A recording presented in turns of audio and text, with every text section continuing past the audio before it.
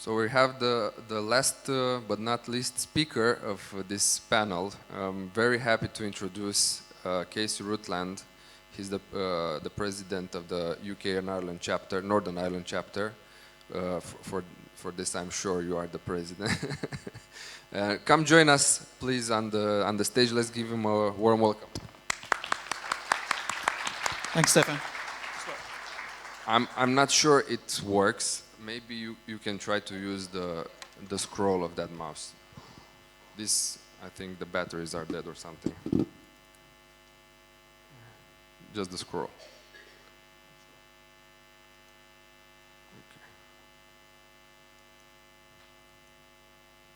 Okay, thank you. It looks like everyone's moved the chairs, so I may as well make use of the space and stand up. Good morning, thank you everybody. I'm here to present a little story about how the UK and Ireland have progressed their journey. And I think it's important to emphasize the journey side of this. Not everyone is going to become an expert straight away, so we need to make sure and understand that there are still beginners. There are people outside of this room who don't have a clue that BIM exists. So we need to make sure that we bring everyone on the journey and make the most of the work that people in this room and around the world are doing and learn from that. So the scene has very nicely been set by Georgiana and Anna about what's going on in Europe, but we should also recognize that this is a global thing. What we're effectively doing is we're starting to create data about the built environment. And once we start to enter the digital economy, the global digital economy, that's when things start to get really interesting. And we're not just creating 3D models. That's not what this is about.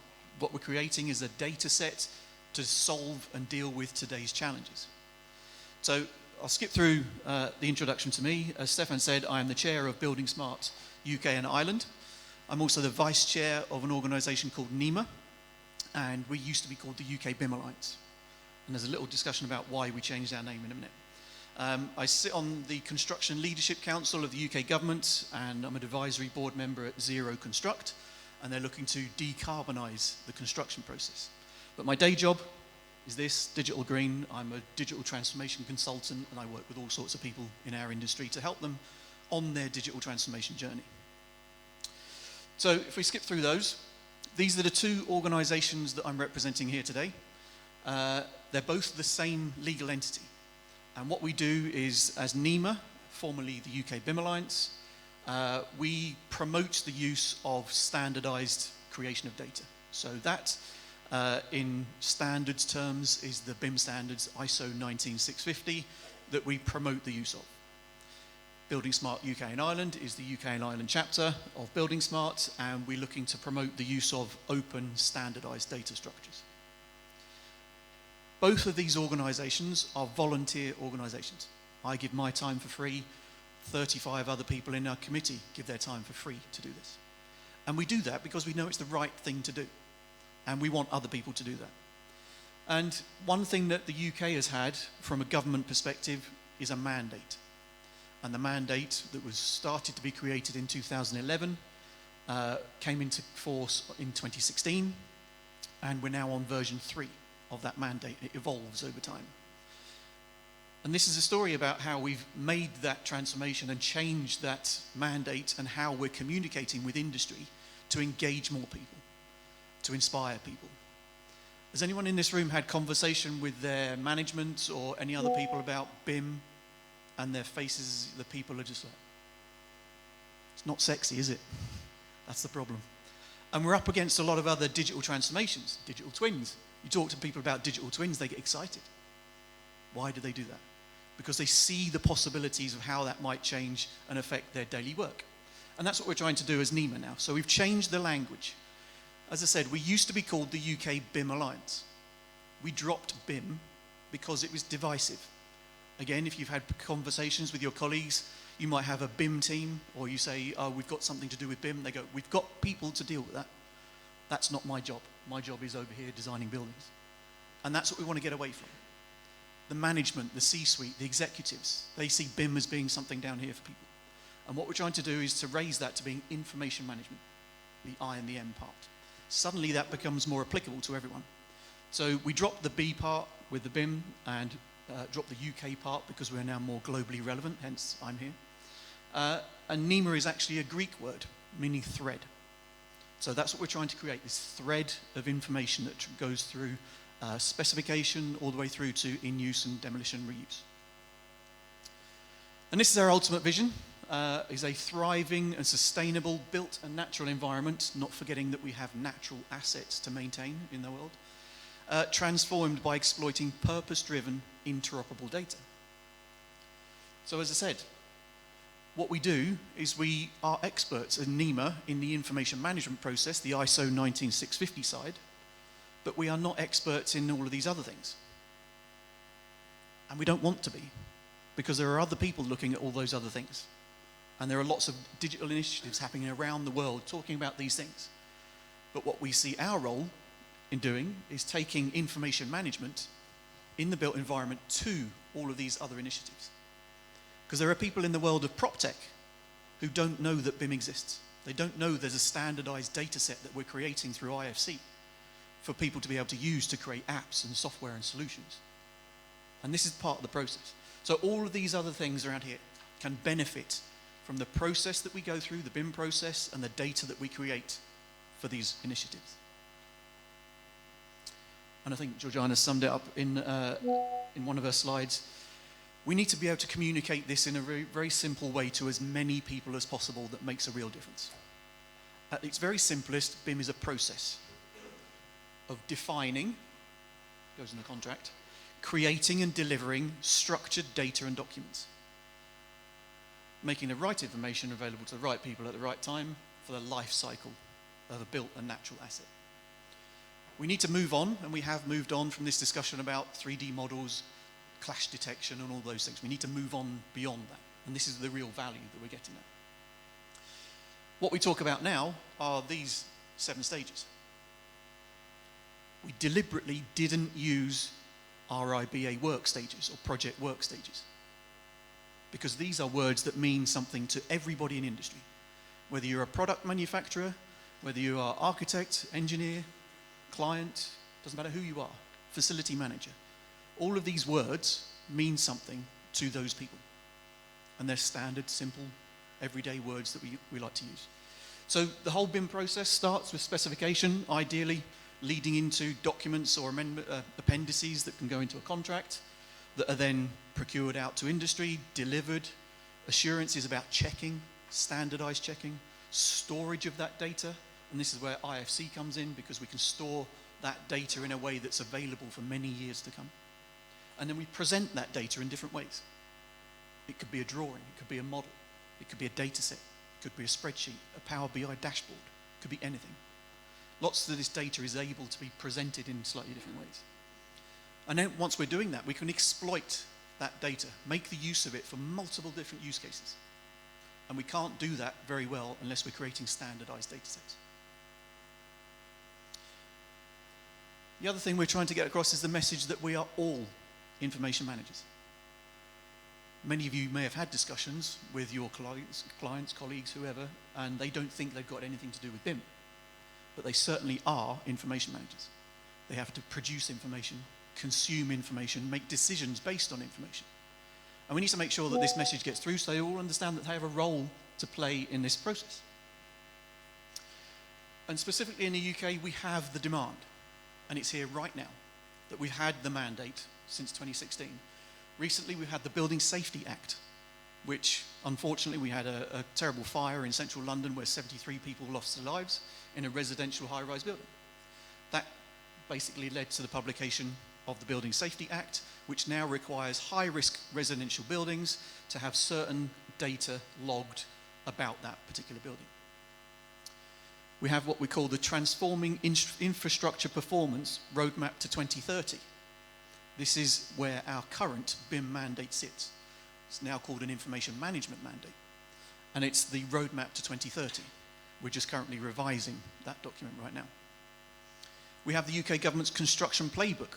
So when government are building, procuring, or operating any of their buildings, we need to make sure that they're going and doing that so in line with the Information Management Mandate. Then we have the Government Digital Data and Technology Playbook, which is all about how government uses the data that we create, alongside lots of other different data sets.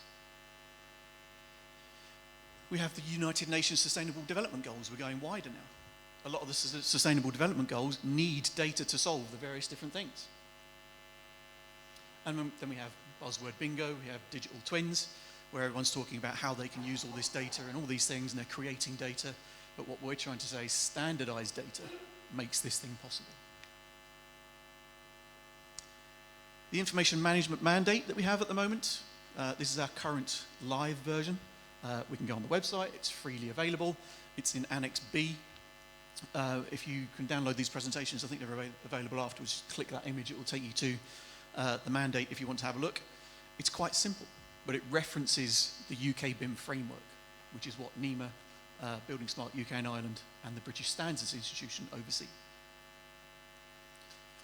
Take that to a bigger scale, you've got World Economic Forum writing documents about how to accelerate BIM adoption. In 2018, they researched that, wrote it, drafted it, published it in 2018. And here we are in 2023, still trying to persuade people to do it. This is for business people, where they're saying businesses, governments, property owners, they should really be understanding why we should be doing this and benefiting doing it. Which is why NEMA and Building Smart UK and Ireland have changed the way we describe these things to try and attract more people, make it mean something. So where are we now? Haven't quite got there, have we?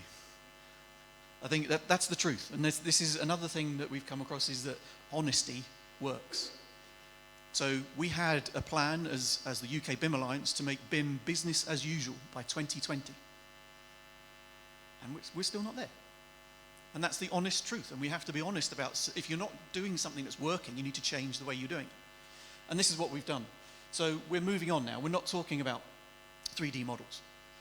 As we said before, it's about structured data about the built environment, assured data, interoperable data, secure data. And when we're working with government projects, security is a big challenge. But we're missing a lot of the opportunities through the way we've described it. And we are often finding ourselves fighting against large global software developers, who you probably all know, who are selling you the idea that BIM is about modeling, BIM is about 3D, BIM is about clash detection. And that's not at all interesting to most property owners or real estate people. So this is where we need to elevate the discussion a bit to make sure everyone, from the owners and operators, through the entire design and delivery team, through the end users, they all understand the benefits that they can receive through this process. Some people have come a long way, so they've come from confused ways of working, understanding where to find information about certain things, about their property, to organized information. This is where I get slightly angry about the phrase common data environment. How many people are actually putting data on a common data environment? 1, 2. How many people are putting PDFs on a CDE? Yeah, more hands. It's not a common document storage. We need data, not documents. And this is where we start to move on. So a lot of people have got benefits from having access, digital access from the devices in their pocket to get to all the information they need to make decisions via PDF, and that's fine. People have made those benefits. You're saving money, increasing performance, happier people because they can do their job better. Brilliant. What we want to see is to take that further. So the power of taking those standardized PDF documents and using that same rigor and same process to create standardized data about those things, which will then give you better insight, better availability to see the information. It's all very well having data buried in a PDF, but if you've got that live data that's presentable in a dashboard and can be communicated to different people in different ways, it's far, far more powerful. So we have changed. We've now started by understanding how we communicate why. And most of it starts, unfortunately, with business, because that's what we have to talk about. Not enough BIM people know how to talk about money, reducing risk, and this is what really drives an industry. If we can talk about saving money, increased performance, reduced risk, being better prepared in contracts, these are the challenges we need to start to work through. So we start with a strategic case, so demonstrating the case for change, why we need to. The economic case, the financial side, making sure we can build those things into a commercial plan, and the money side and the management side. We need to make sure that these are understood and clearly, simply communicated. We talk about use cases quite a lot. I've deliberately put a red line through the BIM part, because we want use cases for data, or we want use cases for delivering a project and understanding the goals of that project. If we focus too much on the BIM stuff, we end up in a BIM hole, creating BIM for BIM's sake. Actually, what we need is to create data to make that thing operate better through its life cycle, to deliver it quicker, better, faster, cheaper. And then what we do in the next stage is create the information exchange requirements. And these are all standard terms that are in ISO 19650. But they don't necessarily mean everything or anything to anyone who's read it. So we need to change the language that we're using. This also leads me on to a conversation about BIM data. It doesn't exist. BIM data itself does not exist. Asset data exists. Product data exists. Building data exists. Highway infrastructure data exists. But BIM data is not a thing. That's just a made-up term. And again, it's part of the communication. If we talk about asset data to owners, operators, clients, facility managers, that means something. If we talk about BIM data, they think it's a job for somebody else. And again, the language. Use cases we often see in BIM documents, clash detection. Is that really a thing? I think what we actually mean is design management or design coordination. Again, it means something to many more people. The terms like 4D, 5D, COBE, collaboration, they all have actual terms that normal people understand. And this is what we need to get to engage a wider audience. So actual use cases for the BIM process. Things that people need, understanding. This is just a very small list.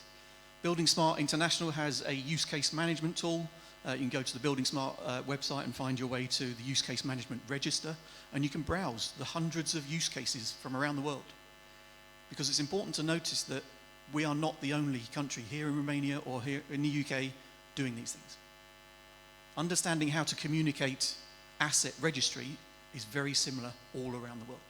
Understanding how to calculate embodied carbon, it's a challenge that we've all got around the world. Life cycle energy analysis, all around the world. We're all doing these things together, and Building Smart International has got a group of people, passionate people together to do that and to engage the wider industry. So we're refocusing on the data side. And I understand that that might create its own subgroup of discussion, but that is really where we need to go. But then we bring the conversation back to normal person words, standardization, repeatability, scalability, and as Anna said, global interoperability. Suddenly we're in this game where we can understand how we can use data for all sorts of challenges, mix it with other data sets, gain insight into it, and get a benefit from it. And this is where IFC and Building Smart tools come into the whole process. So in terms of all of these different work stages, we've got the ability to use Building Smart tools. And when we talk about standardized data and standardized data languages, that's really what IFC is. The internet. What are most web pages written in? The language. HTML. Do you know how to write or read HTML? You do, all right. He's unusual. Does anyone else know how? That's the point. But everyone else in the room can use a website. That's how we need to make IFC available to industry. Not everybody needs to know how to read and write IFC, but everyone needs to know how to use the services, the systems, the calculations that come from it. So just imagine, you are a company with a website written in HTML, and then you decide, no, we're not going to do that. We're going to create our own data structure, our own language to write a website. So you do that in your company, and you create a website internally, and you can read it on the browser you've created, on your own app. Everyone in your company can see it, but nobody else around the world can see it. That's the situation we've got with IFC, and building data is being created right now. Almost every project we've got right now is creating its own data structure or its own proprietary software-linked data structure. Whether it's an Autodesk one, a Bentley one, an ArchiCAD, a Vectorworks, Nemetschek one, they're all creating their own proprietary data structure. So when it comes to the world, the way we describe our assets, our physical assets, our tables, chairs, floors, ceilings, all of these are standard ways of describing it using IFC. The properties associated with all of these products that we can see. That's the power of standardization. And if we look at the language, if you can see that from there, they look pretty similar in terms of how they're broken down. It's a language, it's a schema for how we describe the built environment in a digital way. So again, if we compare these two, standardized, globally applicable, different languages all around the world, very easily readable. Same can apply to here with our building data, our asset data. And if we add those three together, where do we go? We've got possibilities. There's lots to talk about digital twins and the metaverse. If anyone's creating a digital version of the world, why isn't it us? Why are other people doing that and taking our plot? We could do these things. It's a possibility, it's a question. And the data reliability is absolutely vital. We need to make sure that the data that we create is reliable. And again, this is where building smart things come into play, because we have tools.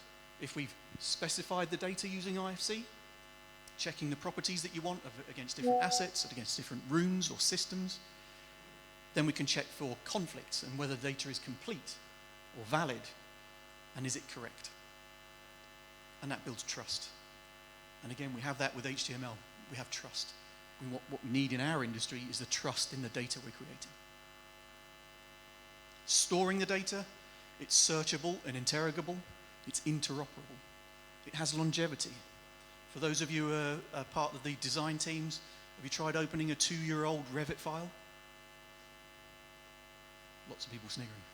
You can open a 15-year-old IFC on your phone, on a web browser. Again, the data has longevity. It has sustainability itself.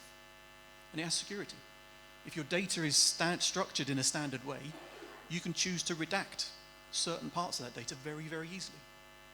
If you have a proprietary data set, it's very difficult to find the sensitive data that you need to take out. You need to find other ways to do that. Exploiting the data, so many different use cases that actually mean things in business terms that are very much vital right now.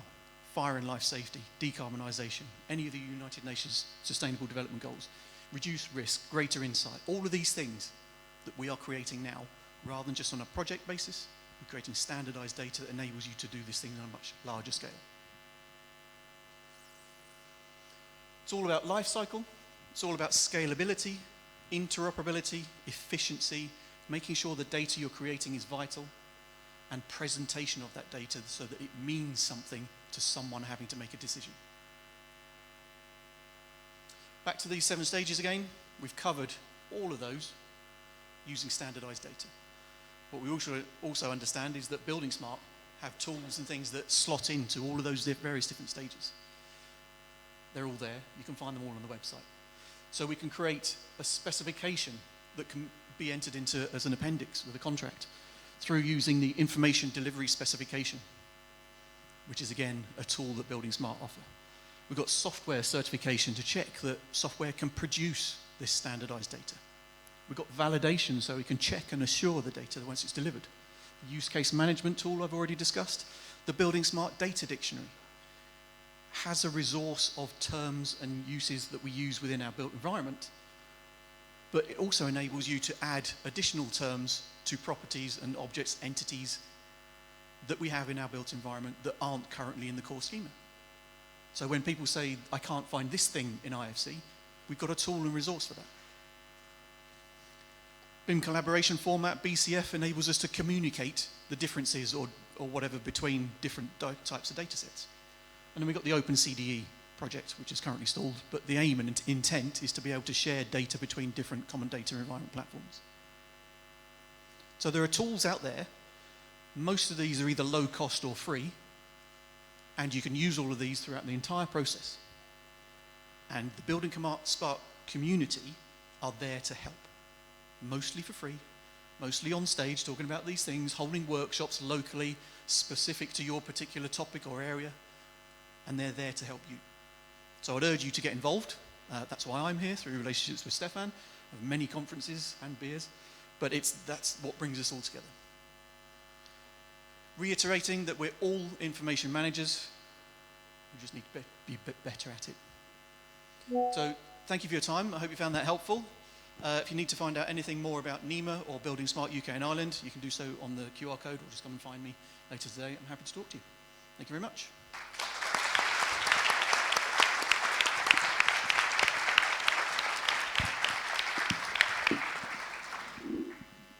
Thank you very much, Casey, for your presentation, and I'm going to start you off with one question. If you had to name just 3 reasons that BIM is not business as usual yet, and where it is foreseeable challenges? I could do it in one. It's easier. People. It's always these same things, and my work is based on digital transformation, and transformation is a process. And as repeated as it is, the phrase people, process, technology is absolutely vital, and you need to do them in that order. Whereas what most people do in their BIM adoption journey is go, I need some technology, I need some software. And then you've got to fight against the process, and then you've got to fight against the people. Whereas if you engage the people, you engage them in make them understand what it is, you inspire them, it helps. And yes, it is foreseeable. Unfortunately, it's just that not the right people have seen it as being a challenge. And I would say that if you can inspire someone and make it mean something to that person, it removes the excuse where people say, I'm not doing it, my client isn't asking for it. Because this process is here for a reason. I'm an architect, I've been doing this many years. I've been doing this process. There's no way on earth I would go back to a traditional way of doing it. Because it means something to me, personally. I can do things much quicker, I can go home, I can enjoy my life. For my project, we deliver better, quicker, faster and cheaper.